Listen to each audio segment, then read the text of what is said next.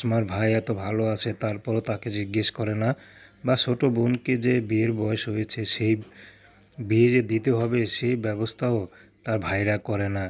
মাঝে মধ্যে আসে কোনো খোঁজ খবর নেয় হয়তো টুকটাক, কিন্তু কোনো সহযোগিতা করে না, বা তার আসমার যে একটা ভবিষ্যৎ আছে সেই বিষয় নিয়ে কারো কোনো মাথা ব্যথা নেই।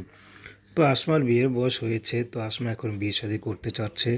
তো সে বিবাহিত হোক বা বয়স্ক হোক, যেমনই পুরুষ হোক, আসমা তাকে বিয়ে শাদী করবে।